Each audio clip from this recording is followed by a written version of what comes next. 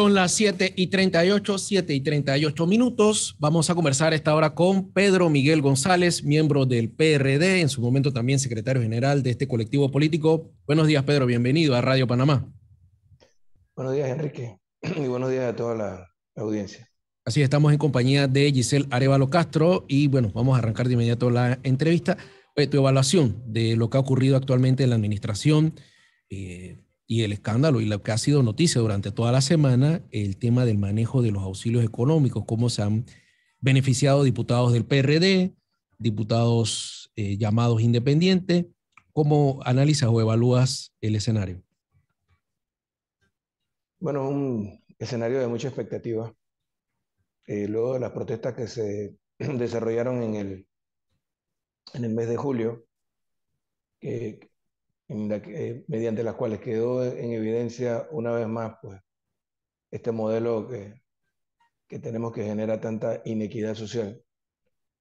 Y en la víspera de entrar ya en el año preelectoral, es un momento de mucha expectativa, no solo en los partidos políticos para definir quiénes serán las propuestas que los encabecen para las próximas elecciones, sino también que ahora hay un movimiento mucho más fuerte que en otras ocasiones para seleccionar los que serán los candidatos o candidatas independientes a los distintos cargos de elección, incluso presidente de la República. Hay una serie de temas importantísimos que están en el tapete de discusión. Uno de ellos, por ejemplo, es el tema de las finanzas del Seguro Social, que se ha venido postergando ya por 3 administraciones consecutivas. Durante la última anterior administración del PRD se tocó el tema, se ganó tiempo, se oxigenó de alguna manera el sistema, pero lamentablemente no se atendió a tiempo y es algo que está a punto de estallarnos.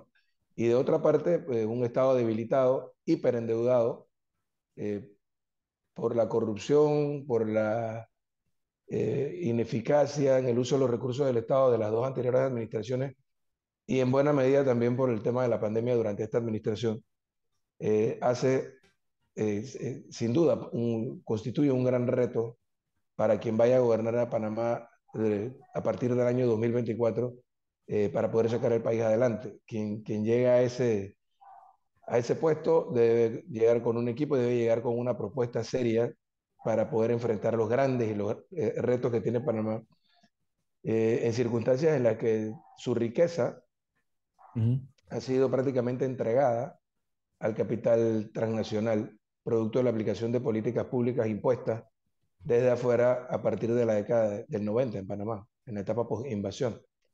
Entonces, creo que es un momento para revisar, para reflexionar todo esto y que los panameños tengamos la posibilidad de hacer la mejor elección posible para el año 2024. Con respecto al tema de la coyuntura, que es Sí. el escándalo este que ha surgido por el tema de los auxilios económicos, pienso que es algo que debe llamar a la reflexión.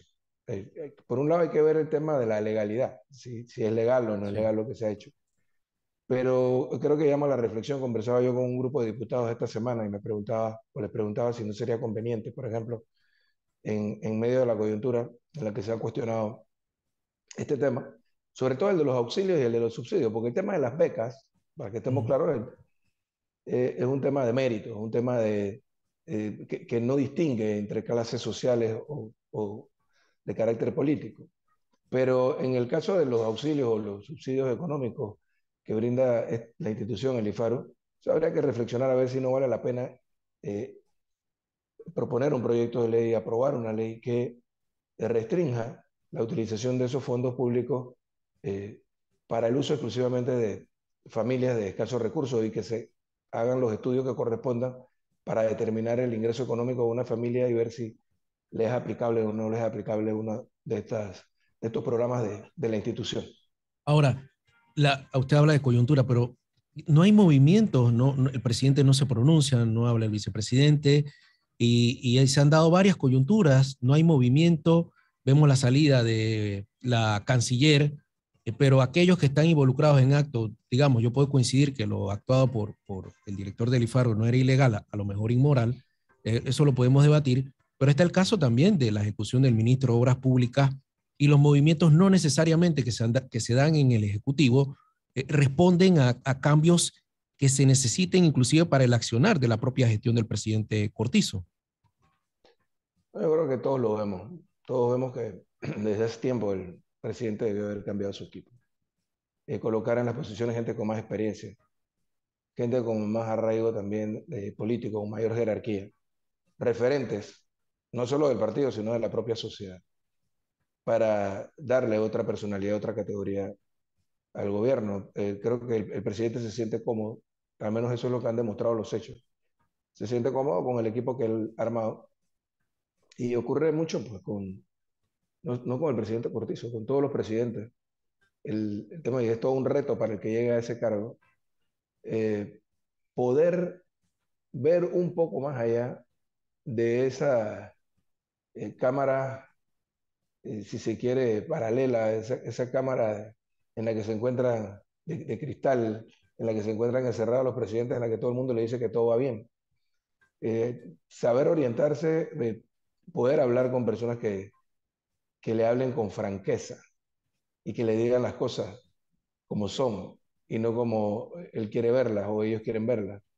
Y lamentablemente una de las grandes falencias de este equipo es que no hay en el entorno del presidente y del vicepresidente gente con esa categoría, con ese carácter, con esa capacidad de poder de la manera más inteligente hacerle ver los errores que se están cometiendo. Y bueno, mencionaste el caso de este ministerio, pero habría otros también que podríamos revisar. Creo que pudiera hacerse una reevaluación del equipo del gobierno. Sí, Algo que sería interesante para entrar al año preelectoral, por ejemplo, por eso le digo, o sea, los es que movimientos. pudiera ese equipo llegar a un entendimiento entre los meses de ahora noviembre y diciembre, que son meses donde el tema político baja un poco el diapasón, bajan las revoluciones, reflexionar un poco sobre cómo pudiera presentarse a partir del mes de enero el equipo de gobierno, sobre todo porque todos aquellos ocupan cargos de cierta jerarquía dentro del gobierno y que tienen aspiraciones electorales, entiendo, el presidente les está pidiendo la renuncia. Así que hay una oportunidad de que ellos puedan reestructurar su equipo y poder presentarnos algo mejor que lo que han hecho hasta ahora. Entiendo que el día de mañana Ujú. en Panamá Oeste, en algún lugar de Panamá Oeste, se va a reunir por primera vez en casi 3 años y medio, por primera vez, el Consejo Directivo Nacional del partido con el, la bancada de diputados, por ejemplo.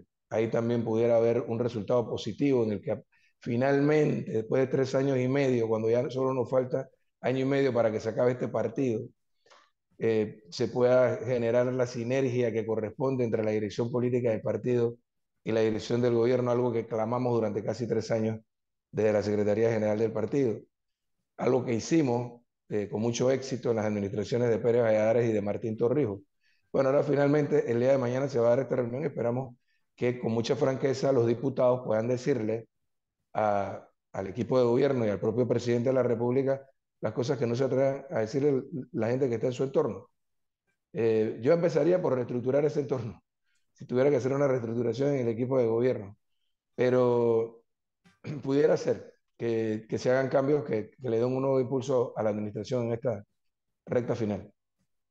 Licenciado, se aprobó el día de ayer el presupuesto general del Estado, el más alto hasta el momento, 27.579 millones de dólares en medio de una crisis económica que atraviesa el país. El Ejecutivo hasta el momento y el Legislativo, la población no siente que han tomado esas medidas de contención de gastos, el país no está en su mejor momento. ¿Hay ese poco importa todavía por parte tanto del Ejecutivo como del Legislativo en el tema de la economía del país? Lo que yo pienso que ha prevalecido desde la conducción del Estado en materia económica, sobre todo durante la pandemia, es la aplicación de una política anticíclica. Es decir, cuando la economía se deprime, entonces inyectarle recursos a la economía para poder echarla a andar. Lo que habría que revisar es si lo que se ha hecho desde el 2020, 2021 y lo que va de 2022 ha sido realmente efectivo y si los recursos se han destinado realmente a inversión, porque da la impresión de que ha sido básicamente para gasto público y nosotros nos estamos hiperendeudando, como decía hace un rato. Nosotros teníamos una deuda cuando terminó la administración de Martín Torrijos de 10.500 millones de dólares. Cuando terminó la del señor Martinelli, en 5 años la habíamos más que duplicado. O sea, la deuda que logramos constituir en 106 años de república, el señor Martinelli la duplicó. Y los precios de las obras, que por eso hablaba hace un rato del tema de la corrupción, los precios de las obras se multiplicaron varias veces. Todo lo que se hizo durante la administración de Ricardo Martinelli se pudo haber hecho con mucho menos recursos y el país no se hubiese endeudado tanto. Pero cuando llegó el señor Varela, sí, se hicieron algunos esfuerzos para tratar de llevar a la justicia a los que habían cometido actos de corrupción todavía. Vemos la secuela de ese esfuerzo, pero sin ampliar las capacidades ni del órgano judicial ni del Ministerio Público para poder obtener los resultados que se esperaban. Y la estructura esa, montada desde el gobierno del señor Martinelli, de corrupción se mantuvo. Los precios de las obras se mantuvieron. Ustedes vieron que Odebrecht, eh, que sin duda tuvo un enorme sobrecosto en la construcción de la primera línea del metro, el señor Varela, existiendo ya el escándalo de Lava Jato en Brasil, y existiendo ya una serie de gobiernos cayéndose en América Latina o de ex mandatarios que se habían relacionado con Odebrecht yendo a la cárcel, el señor Varela decidió darle la segunda línea del metro a un mayor precio todavía y sin tramo subterráneo como la primera línea. ¿Qué le quiero decir con esto? La estructura de la corrupción se mantiene indemne. Y tenemos entonces los efectos de un hiperendeudamiento. Si nosotros pagábamos el servicio de la deuda por allá por el año 2008-2009, alrededor de 1.300 millones de dólares, pueden imaginarse, sin duda estamos pagando arriba de 4.000 millones de dólares al servicio de la deuda, es decir, lo que se paga solo en intereses, año tras año. Dinero que pudiera servir para construir escuelas, carreteras, hospitales, para generar una mejor calidad de vida para los panameños.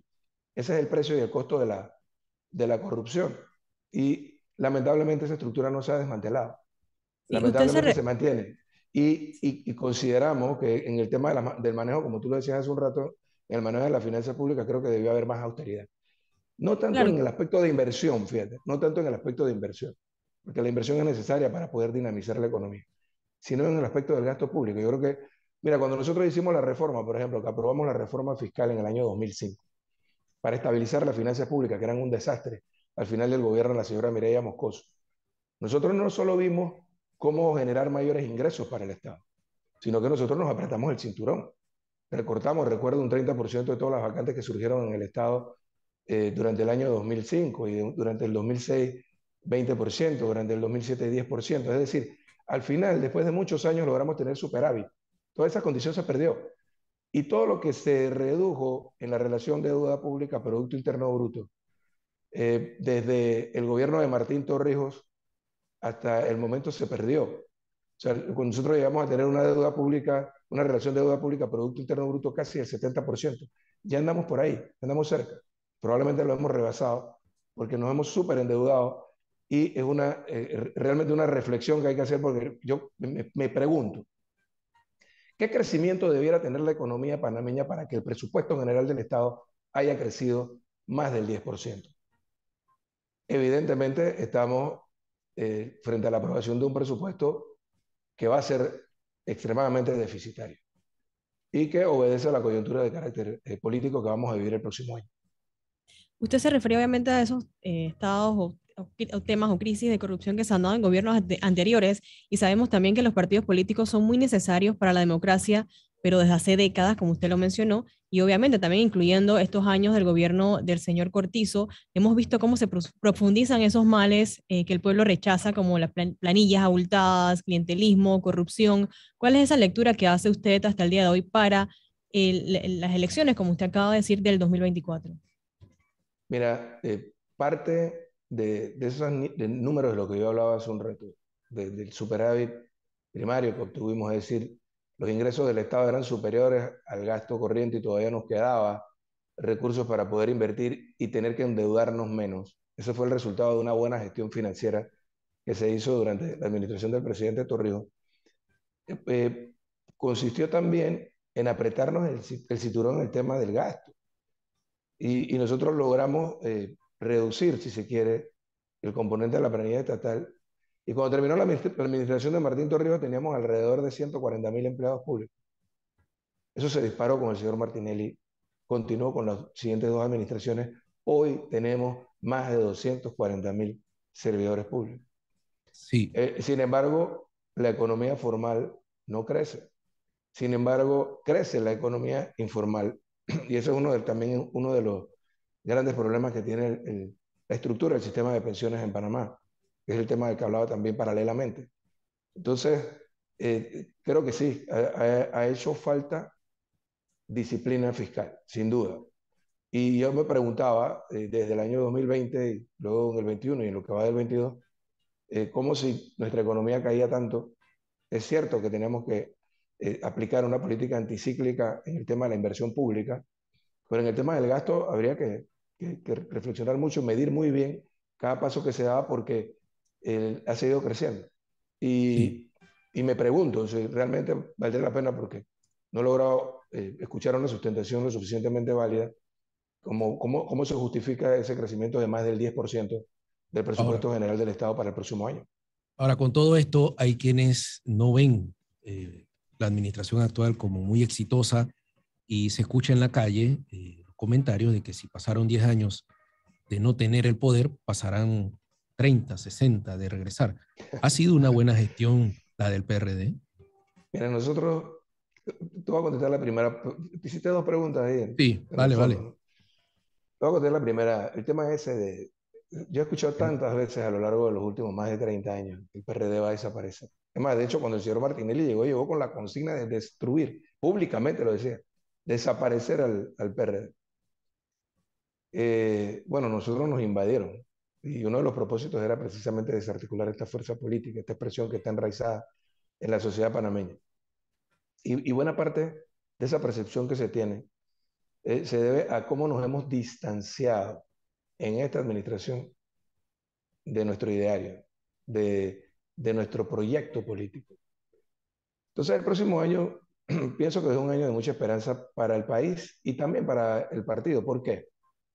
Porque va a haber una competencia, va a haber una contienda electoral interna, en el que muchos pudieran pensar que hay una gran ventaja para quienes tienen el poder político y económico dentro del partido, para competir en esa elección.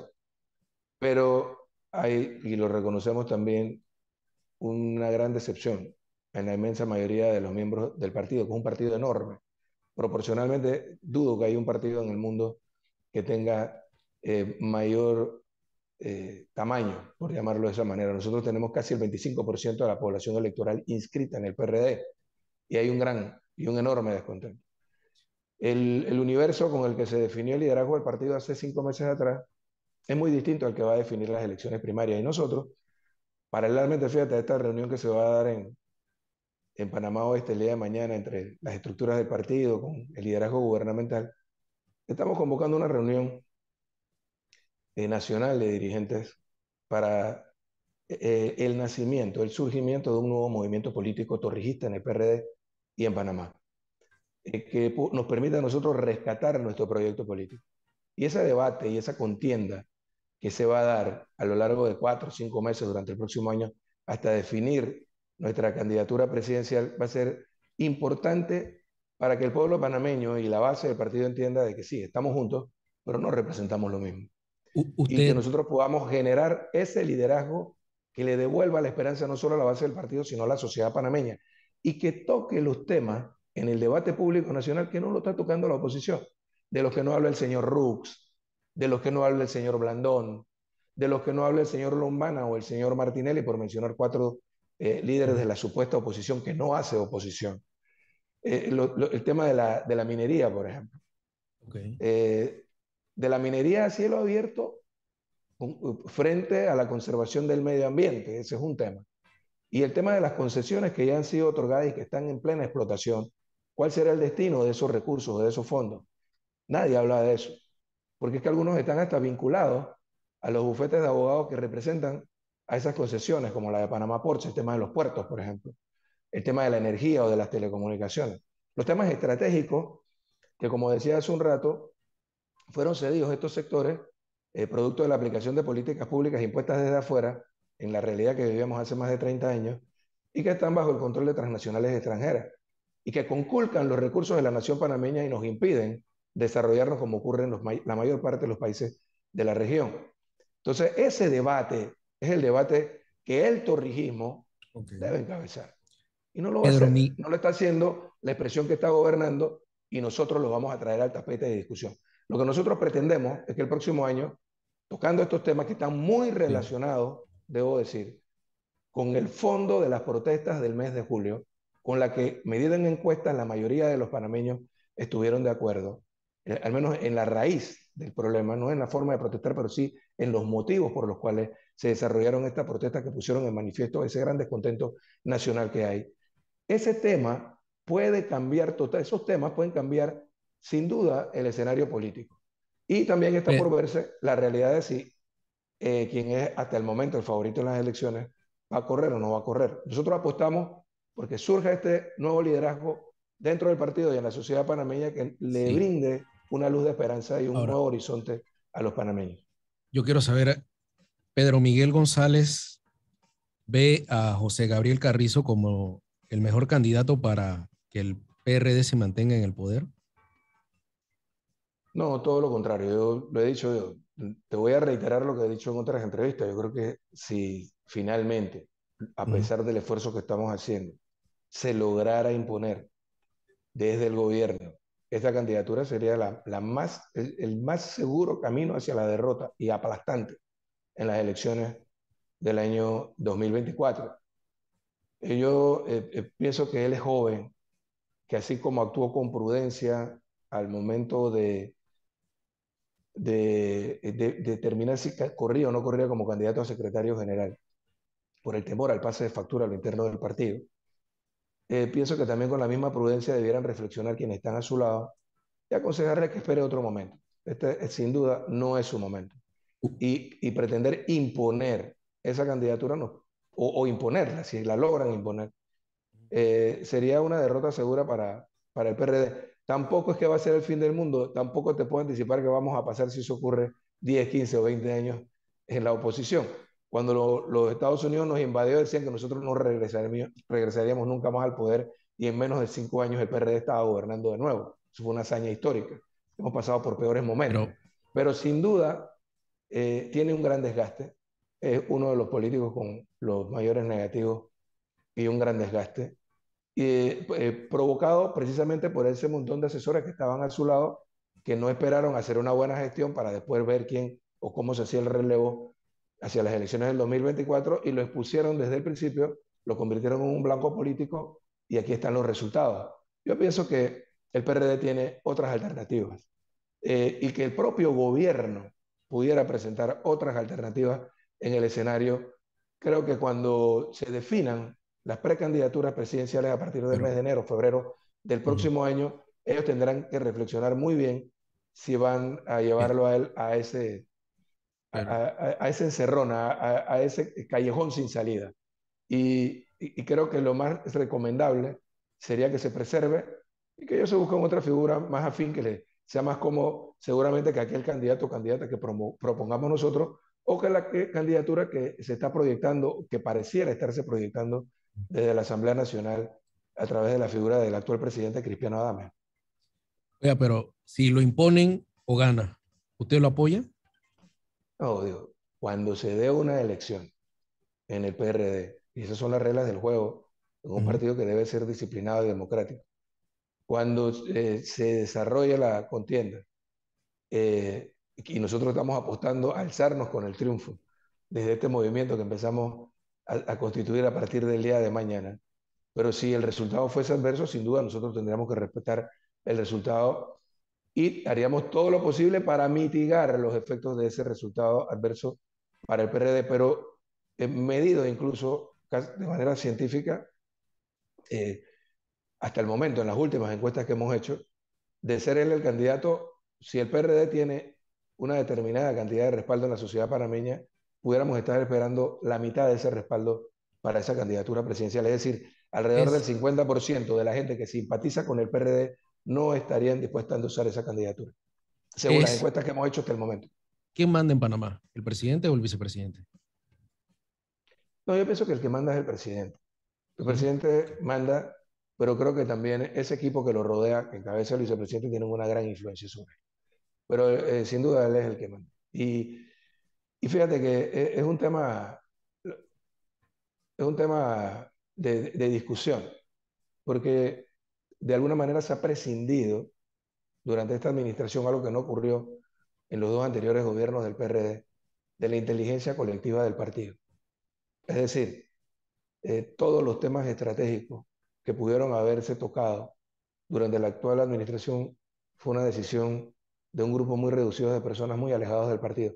El PRD es el que paga el precio. Yo le he dicho en otras entrevistas, este no es un gobierno del PRD, este no es un gobierno con una conducción genuinamente torrijista, pero nos toca pagar el precio. Cuando sales a la calle, la gente habla del PRD y de su gobierno, pero realmente ha sido el gobierno de unos cuantos, que apoyados por el partido sin duda llegaron a la dirección del gobierno y es todo un tema de reflexión a lo interno de la sociedad panameña, es todo un tema de reflexión para el PRD, de ver cómo se establecen más adelante los mecanismos institucionales para lo que nos ocurrió en estos 5 años o lo que nos va a haber ocurrido en estos 5 años no vuelva a ocurrir nunca más. Usted mencionaba que de pronto el señor Carrizo no era la figura más adecuada para llevar nuevamente a la presidencia al Partido Revolucionario Democrático. En ese sentido, ¿quién o quiénes ustedes consideran que sí podría llegar nuevamente a la presidencia en el 2024? No, yo no te voy a hablar de ningún nombre porque hay sin duda en el PRD una cantidad importante de figuras presidenciales. Lo que yo sí te puedo decir es, en lo que hemos analizado, es que el candidato del PRD que represente la continuidad de los que nos están gobernando nos llevaría, sea Gaby Carrizo o cualquier otro, nos llevaría a una rotunda derrota. La oportunidad que tenemos en el ejercicio democrático interno de las elecciones primarias de poder definir un liderazgo diferenciado que no representa, que retome el proyecto político del torrismo que está definido en esta generación en un documento que trazamos como línea política en el Congreso del 2018, conocido como la Visión 2050. Si nosotros, ¿cómo vemos a Panamá, los torrijistas de esta generación en el año 2050, a mediados del siglo? ¿Qué habría que hacer a lo largo de los próximos veintitantos años para tener un mejor país, un país con mayor equidad, con un mejor desarrollo, con mayor bienestar? Bueno, esa figura que lo haga es la que, y que se diferencie, que no cargue en la mochila con toda la carga pesada, con todas las piedras del desgaste de esta administración, es la que pudiera representar la mejor alternativa para el PRD en las próximas elecciones. ¿Podría ser Cristiano Adames esa figura a la que usted habla, que realice ese cambio en el Bueno, partido? eso lo va a definir la elección primaria. Y fíjate que yo te he hablado de 3 propuestas. Te he hablado de la propuesta que pretende imponer el Ejecutivo, apoyado por un sector de la dirección del partido, de la propuesta que surge de la Asamblea, si es que cristaliza en la figura de Cristiano Adames, y de una tercera propuesta que estamos gestando desde el movimiento que se constituye a partir del día de mañana, 29 de octubre de 2022.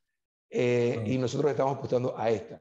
Y esperamos, después de las elecciones primarias, poder unificar el partido y que aquellos que respaldaron a la propuesta presentada por el Ejecutivo o por la Asamblea Nacional respalden también nuestra propuesta, que sin duda será una propuesta unitaria. No nos adelanta quién sería esa propuesta, don Pedro. Yo sé que es mañana, pero... No puedo hacerlo, tengo que adelantar. Aquí entre nosotros. Convertirlo en un blanco político desde ahora. No, es que además es una decisión que debe tomarse de aquí a los próximos meses. No es una decisión de Pedro Miguel González, es una decisión de una gran cantidad de cientos, quizás miles de dirigentes del partido que están preocupados por nuestra realidad. No solo la del partido, sino la del país. Usted mencionaba que la oposición no está haciendo el trabajo y que debería. Entonces, ¿quién sería esa competencia para el Partido de Revolucionario Democrático en esta contienda electoral que se aproxima? No, sin duda, sin duda vamos a tener candidatos de todos los partidos o alianzas de partidos de oposición que tendrán un candidato o una candidata presidencial. Además, ahora están floreciendo nuevamente las candidaturas independientes. Va a haber una playa de candidatos, calculo yo, 6, 7 candidatos presidenciales. Pero a lo que yo me refiero cuando te digo que son propuestas insulsas, propuestas vacías, propuestas sin sin ningún contenido, es que todos los temas que yo te acabo de mencionar, tú no se los escuchas hablar a ninguno de ellos. Simplemente se presentan como una alternativa distinta a lo que hay para hacer más de lo mismo. Y nosotros, y ese es el tema del PRD y del torrijismo, nosotros no debemos ser un partido como los demás. Y nos hemos convertido en eso, en un partido electoral más, para llegar al gobierno y hacer más de lo mismo. El cambio estructural que Panamá requiere necesita de un liderazgo que comprenda y no solamente haga el diagnóstico que corresponde, sino que tenga una propuesta concreta de cómo resolver los problemas del país. Y usted no escucha a ninguno de estos supuestos dirigentes de la oposición que aspiran a ser presidente de la República decirle cómo va a tocar estos temas que hemos mencionado, que son estratégicos. La riqueza nacional de Panamá. Nosotros luchamos casi un siglo por alcanzar nuestra soberanía.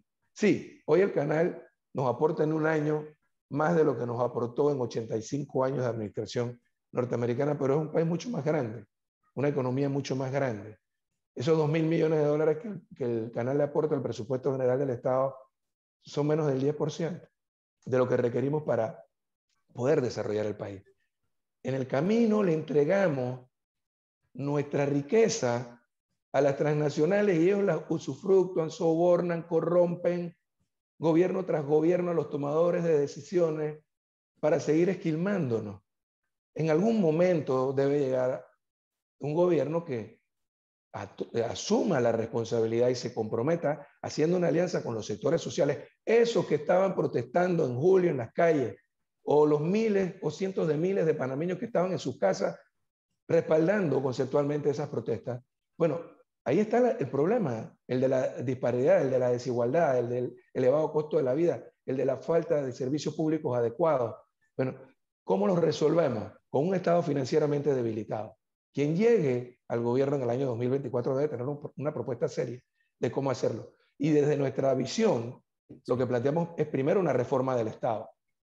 La convocatoria a una asamblea constituyente que dicte un nuevo marco constitucional y posteriormente la revisión sector por sector del marco regulatorio de los sectores estratégicos del país, pero apoyado por una gran alianza social que nos devuelva al Estado. No se trata de estatizar o de una revolución socialista, de lo que estamos hablando. Estamos hablando de simplemente que el Estado ejerza el rol que tiene que ejercer, la presión en el marco de la Constitución y de la ley que deba ejercer para garantizar que todas estas concesiones le representen a la sociedad panameña, a la nación panameña, lo que deben y no lo que está ocurriendo. Okay. Después de 25 años de la aplicación de estas políticas, de la reestructuración de los servicios públicos, no vale la pena que los panameños revisemos si esas concesiones, en alguna de las cuales el Estado tiene el 49%, y si tomas en cuenta el 2% de los empleados, la nación panameña tiene la mayoría de las acciones. ¿Qué nos ha representado a nosotros eso en el tema de la energía? ¿Qué nos ha representado en el de las telecomunicaciones? ¿Qué nos ha representado en lo de los puertos? Al final, tenemos nuestra riqueza, nuestros recursos en manos de esos sectores que drenan nuestros recursos y nuestra riqueza nacional hacia el extranjero. Y no tenemos en el Estado los recursos suficientes para poder tener un sistema de educación que nos permita hacer la transformación que Panamá requiere, o un sistema de salud que nos permita a nosotros afrontar los retos como la pandemia actual, que vendrán otras en el futuro, o los servicios públicos que generan una sociedad de bienestar en Panamá. Claro, de eso es de lo que se trata, y de eso es de lo que trata la política. Claro que sí. Oiga, muchas gracias, don Pedro Miguel González. De repente conversamos la otra semana ya cuando nos tenga adelantado el candidato o la opción que van a ofrecer ustedes. Bueno, lo que sin duda va a surgir este fin de semana, el día de mañana, es el movimiento. Y lo vas a conocer y sin duda te podré hablar del mismo. Listo. Y posteriormente, cuando así se decida en el movimiento, entonces esa figura que nos encabezará. Así es. Bueno, muchas gracias a don Pedro Miguel González. Gracias Cómo no. a todos. Que tengan muy buenos días. Bien, con esta información vamos a hacer una pausa. Al regresar, esté pendiente porque vamos a conversar con equipo de migración que nos va a dar una evaluación de ese traslado de las personas, de los venezolanos que están todavía en nuestro país. Cambio y volvemos.